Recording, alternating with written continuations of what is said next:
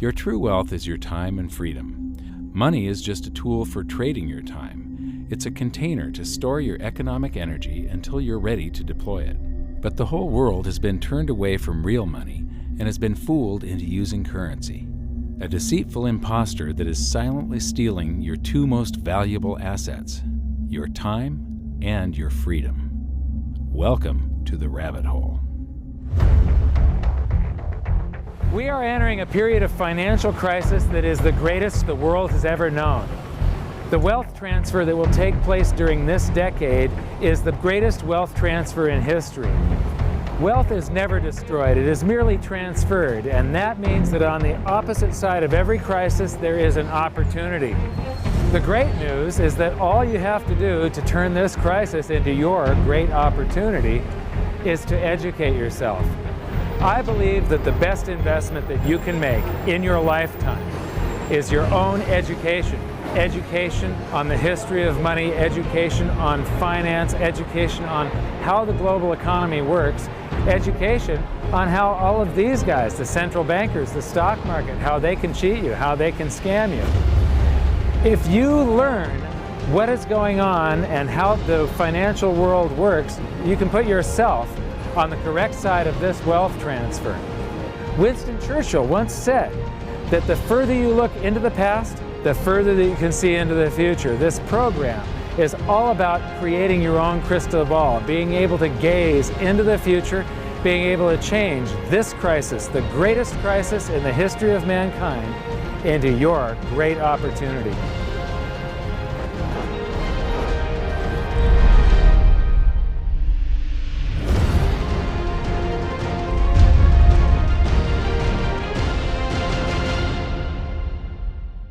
The hidden secrets of money, some of them are hidden in plain sight. They're like right in front of you. The way the monetary system works is something that isn't actually hidden away from all of us. It's out in the open, but it's complex and people just they can't see how it works. It's hard for them to imagine that we're living in such a hoax. Others are meant to be secret, but the truth is slowly coming out, like the Federal Reserve being a private corporation and not really part of the U.S. government. But when I started studying this, what I found was that there was no place that I could point people to where they could get it all in one spot.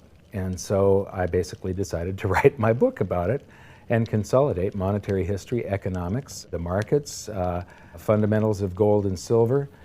There's a lot of smoke and mirrors in economics, and I've sort of made it my job to lift the fog for people.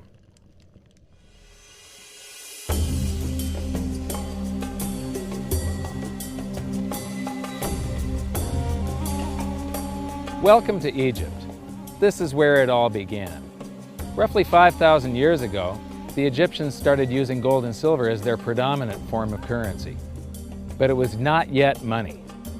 The pieces of gold and silver that they were using were odd sizes and weights, odd purities, so it still was not interchangeable, where each unit is the same as the next.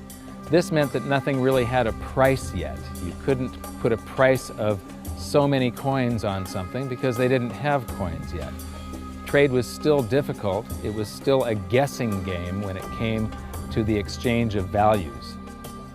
One of the reasons that we are in the financial mess that we are today globally is that people do not understand the difference between currency and money.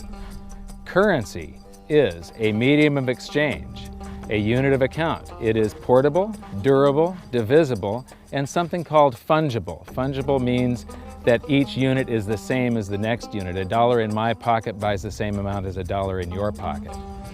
Money is all of those things plus a store of value over a long period of time. Even financial planners, bankers, your accountant, they don't understand the difference between currency and money. The currency in your pocket is a medium of exchange. It's a unit of account because it's got numbers on it. It's somewhat durable, it's portable, it's divisible in that you can make change, and it's fungible. A dollar in my pocket buys the same amount as a dollar in your pocket. But because governments can print more and more and more of it, and dilute the currency supply, it's continually transferring wealth out of your pocket, out of your bank account, to the government and to the banking system. The reason that gold and silver are the optimum form of money is because of their properties. It's an easy medium of exchange because gold and silver store a large amount of value in a very small area. It's a unit of account. Pure gold has the same value all over the planet. So an ounce of gold buys the same amount here in Egypt as it would in China or in the United States. It's durable. The same gold that Egyptians were using in trade 5,000 years ago is still here with us today. It does not corrode. It's divisible. You can make change with it. It's very portable. You could use something like oil as money. It's just that you can't carry around a barrel of oil on your back. It's fungible. Pure gold is the same wherever it is on Earth. Pure silver is the same wherever it is on Earth. It's limited in quantity. That's the reason that it maintains its purchasing power. Governments cannot print it. Over the last 5,000 years, only gold and silver have maintained their purchasing power. There have been thousands upon thousands of fiat currencies, currencies that are unbacked by gold or silver, and they have all gone to zero. It's a 100% failure rate. Well, fiat currency, of course, is a currency that exists at the dictate or by fiat from a government. You say they have their printing presses, and the paper money rolls off the printing presses. And then they give it the fiat designation, which makes the currency official. It's just worthless paper. But when Ben Bernanke gives it the special sign and they have the cult meeting at the Federal Open Market Committee meetings, it suddenly becomes currency. If you look at what's really going on, it's a con game. And so there's confidence. Well, the Federal Reserve is very forthright about what they're doing. If you read their websites, they'll tell you it's a confidence game. They tell you that there's no intrinsic value in their money. They'll tell you that they print it backed by absolutely nothing. They actually display all these facts. But if you tell somebody in the public that this stuff is created out of thin air, there's no backing whatsoever, it's absolutely worthless, it's about as valuable as monopoly money, they'll look at you like you're nuts. Is there an example throughout history of a fiat currency, a piece of paper that's unbacked by anything, surviving? Short answer, no. Long answer, no. And here's why. When Addison Wiggin took over at the Daily Record, when they got cranked up, Bill Warner asked him to catalog all of the fiat currencies throughout history and what happened to each of them. Addison dutifully went to work. Within a short period of time, he had gone through the alphabet. All the fiat currencies that started with the letter A were done. They all went to zero. He was halfway through the letter B and all the fiat currencies that started with the letter B, and there were 600 of them in just the first letter and a half of the alphabet, and every single one of them went to zero. Every one. 600 fiat currencies that start with the letter A, and half of the ones that start with the letter B are 600 of these things. Not one ever came close. Would you think this one, the United States dollar, is going to be the first one after all that? I don't think so. No. No currency, fiat currency has ever survived. None. The thing about money is there actually is a fairly well accepted definition of what money is. The question is, as you apply that definition to particular things that people claim to be money, do they fit the definition? We'll just take the paper dollar, for example. How well does it perform those functions? Well, store of value. The dollar has lost 95% of its purchasing power since the creation of the Federal Reserve in 1913. So not very good as a store of value. One of the things I do is just a way to get the audience's attention is I have a slide, and there are three pictures on the slide. One is a pile of monopoly money. The other one is a pile of Federal Reserve notes, what Americans would call paper money. And the other one is a solid gold American Eagle 1 ounce coin. And the title of the slide is, which of these is not like the other? And if you know the show Sesame Street, or you have children who watch it, it's one of the favorite vignettes in Sesame Street. And what it really is a kind of IQ test for 5-year-olds. They're supposed to look at the three things and look at characteristics and find the one that's not like the other. Well, I've shown this slide to groups of Ivy League university professors, and I've also shown it to, children, kind of 5 years old, my nieces and nephews and so forth. And when the professors look at it, they say, well, clearly the dollars are not like the others because gold has no role as money, and monopoly money is junk, and the American dollar is a store of value, so that's not like the other. But the children look at it and they say, well, the gold coin is not like the other because the other two are just piles of paper and the gold coin is clearly something different. So my question to the audience is, who's smarter, a 5-year-old or an Ivy League professor? Before World War I, each note that a Treasury issued would say that there have been deposited with the United States Treasury $20 in gold coin payable to the bearer upon demand. The money was in the vault. The currency was a note they gave you that was a claim check, only a claim check on the money, the same as if you go to the dry cleaners and you give them your shirt and they give you a claim check for your shirt. The value is that shirt at the dry cleaners, not the piece of paper that says that you own that shirt. So our currency that circulated was the paper US dollars, and they were claim checks on money. The next hidden secret is the difference between currency and money. Money must be a store of value and maintain its purchasing power over long periods of time. As we progress through this series, you'll learn that national currencies are really a tool used by the government and the financial sector to leech away your time and your freedom by stealing your purchasing power. So rather than storing your economic energy, currencies leak. Now compare that to the gold and silver the Egyptians were using. Like I started with, it still wasn't money because it wasn't interchangeable yet. But they were on the right track, as gold and silver have proven over thousands of years to be the ultimate store of value. Gold is only formed when a star explodes, a supernova, and it stays around forever. This is one of the properties that make it the ultimate money.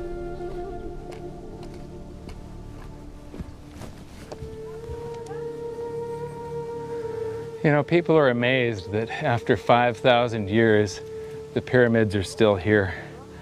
But what I'm more amazed at is that the currency that the people that built this were using, that currency, that gold and silver that they were using in trade on a daily basis, is still around today. It may have been melted down and re-refined, and it's in a coin or a bar or in some piece of jewelry, but it's still with us today, and it still purchases something. Yes, it is the ultimate money because there is nothing else even in the same league.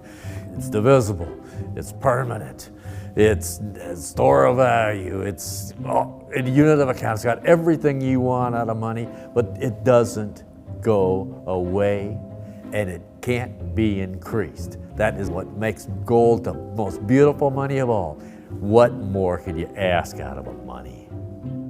It keeps governments under control. You can maintain a solvent system. Governments don't like gold at present because they're getting away with the fiat currencies, and they'll do everything they can to discredit it as an asset class. I mean, my goodness, gold has outperformed the Dow Jones Industrial Average in each of the last 7 years, yet it's not considered a legitimate asset class. Why? Again, it's the fear that maybe gold will be imposed on the system, that it will constrain government ability to spend beyond its means. They can't print it. They can't print it, no. The proper definition of inflation, I use Milton Friedman's definition. Inflation is an expansion of the currency supply. Deflation is a contraction of the currency supply. If you expand the currency supply, eventually prices will rise. And if you contract the currency supply, eventually prices will fall. This is a pool, but it's not a pool of water. This is the currency pool. And these are prices. And if you expand the currency supply, prices like a sponge in water have to rise to suck up the excess currency. Governments never stop printing more currency and adding currency to circulation. Therefore, prices keep on going up, not because the stuff that you're trying to buy is changing. The real estate doesn't change. What has changed is the currency purchases less and less. It's the currency going down, not prices going up. The truth is, what we have that makes our world work right now is a big story. None of it's real. It's all just promises. And if you think about it, that's how currency began to work in the beginning. You know, before we had currency, we had barter. I'll give you 3 coconuts and you give me 4 fish, because that's kind of a fair exchange on coconuts to fish. But that got complicated, so we had to invent this thing called money to be a divisible, portable medium of exchange. And the challenge is that we lost that a long time ago, when we lost having things of value be our currency, and now we have this thing called numbers and accounts. But trust me, it is not real. It's a big made-up story. One of the biggest make-believe stories ever is called quantitative easing, which sounds complex, but it's really just a smoke and mirrors term for currency creation. QE started with the banking bailouts back in 2009. This currency was created out of thin air and then given to the banks, who paid themselves record bonuses in reward for crashing the world economy. This is a global phenomenon, but all you have to remember for now is that whether it's QE bailouts or stimulus programs, these are all just voodoo, hocus-pocus terms for increased currency creation. I believe gold and silver will reassert themselves as money. And when they do, there just isn't enough, and their purchasing power is going to go up many, many, many times. Egypt is an amazing place. There's a franticness about it, and utter chaos, especially like the traffic. But when it comes to like all of the merchants that are trying to get every last dime out of you, you get fleeced to the point where you come back with an empty wallet. But you know what? They're amateurs compared to Wall Street. In the past several years, I've spoken in many countries about the crisis that's coming, and a lot of people think that they're going to be okay in their country, that it's only going to happen to the United States or maybe the United States in Europe. But what they don't realize is that this is a global phenomenon. I got to show you something here. This is base currency in the United States. This is the number of paper dollars that exist, basically. It took 200 years to go from no dollars in existence to 825 billion. And then we had the bailouts, and then we had QE1, quantitative easing 1, then QE2, and then we had QE3, and then QE4, and then soon we're going to have QE57 and QE382. And it isn't just here. This is what the Canadian currency supply looks like. This is Australia, South Africa, Russia. Now, this starts out in just the year 2001, and this is like 18 times more currency in existence in a little over a decade. Here's Singapore, same story. Look at that, since the crisis, just bam. India, China, every government on the planet is doing this insane deficit spending and expanding their currency supplies, doing bailouts. And history shows that there is no example of this turning out well. It is sometimes amazing that we haven't experienced more inflation than we have. If they keep expanding the money supply so vastly, why aren't our prices growing faster than they really are? And the answer is that a good chunk of the money that the Fed created has been shipped overseas. I remember early in my research, I heard this expression that the Americans have exported their inflation. I thought, what is that? How can you export your inflation? Put it in a box and send it out? What do you do? Well, now I understand. You export your inflation by simply sending all these dollars that you created to these other countries, and then they send you their refrigerators and their cars and whatever, their TV sets. So you get hardware, and they get little pieces of paper. It's a great deal for the American people for a while. For a while. Sooner or later, all of those pigeons come home to roost. When the time comes, as it looks like it's now coming, when the rest of the world is saying, we don't want to play this game anymore, Uncle Sam's dollars are just becoming worthless, there are too many of them, we've got to find something else other than American dollars, then those dollars start to come back to America. People say, we don't want them anymore, what do we do with them? Once this revs up and we've got this little trickle of money coming back that we previously exported, once it becomes a flood and it starts to rush back, now we are getting our former exported inflation brought back to us, and then we'll see the quantity of money inside the United States grow much more rapidly even than the Federal Reserve can create it, because we're getting a previous money back. And that's when we will really see the tanking of the US dollar in terms of what it will buy. During the second round of quantitative easing, global food prices went up 60%. And this created a humanitarian disaster for the 2 billion people on Earth who live on less than $2 a day. These people were hungry to start with, they became hungrier, and some of them started overthrowing their governments in North Africa and around the Middle East. So quantitative easing was the spark that ignited the Arab Spring. So that's it. When you create money, you get some sort of inflation. It just depends on where the inflation goes. It's all going down, down, down. Peasants are reeling from a game of coins and crowns. Given the premise that you have a permanent underclass or poor class, and how does inflation affect them disproportionately?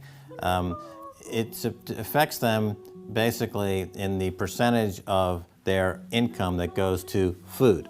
And we see this as a ratio, and we know that there are some danger points. For example, in Egypt recently, once that ratio got to 40% of income going to food and the price of food rising due to inflation, when it got to 40%, that's historically a point where people actually stage a revolution. And that's exactly what we saw. The French Revolution, similarly, was all around the price of food getting to a certain critical point where people simply, the risk-reward for revolution was favorable toward revolution. When they print it up, then it all goes down. Well, exactly right, because when you have a runaway inflation, it's punishing the very people who are most productive in society. In other words, the people that produce more than they consume and save the difference. The problem is that those productive people, the savers, save in their national currency. And unfortunately, the national currency is just a fiat piece of paper at this point. So when it's destroyed through runaway inflation, that $100,000 that you were hoping to retire on doesn't exist. And the things that you were going to buy with it and provide for others don't exist either. Now what are you going to do? So that all seems pretty scary. However, this is going to happen, and you can only play the hand that you're dealt. But the great news is that gold and silver always end up doing an accounting of the expansion of the currency supplies. Basically, the will of the public and the free markets. When governments do this kind of stuff to their currency supply, they debase it. Eventually it comes back in inflation. People sense the loss of their purchasing power. They rush back to gold and silver, and they bid the value of the gold and silver up in the country until it meets or exceeds the value of all the currency in circulation. This is a process that's been going on over and over again throughout history, except this time it's happening on a global scale. It has never before happened in all countries at once. And that means that this is the greatest wealth transfer in history. Therefore, it's the greatest opportunity in history, and it's not going to happen again in your lifetime. So now we've learned that your true wealth is your time and your freedom. Money is a trading tool that stores the economic energy that is your time and freedom, whereas currencies leak them away. Gold and silver are the ultimate money simply because of their properties. Fiat currencies are based solely on confidence and always return to their intrinsic value of zero. Governments don't like gold because it imposes restraint. Rising prices are a symptom of an expanding currency supply, and gold and silver always account for an expanding currency supply. So that's it for this episode. Join me next time as we begin to investigate how monetary history just repeats and repeats, and how gold and silver always win the battle between currency and money. Until then, my challenge to you is to stop calling currency money. It's a crucial first step towards setting your mind free of all this economic voodoo and changing your context.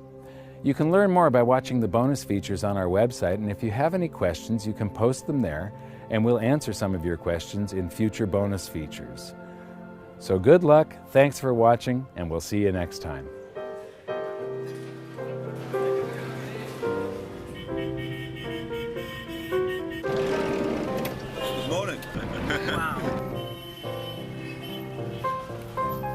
What does fiat mean? It comes from the Latin for crappy car.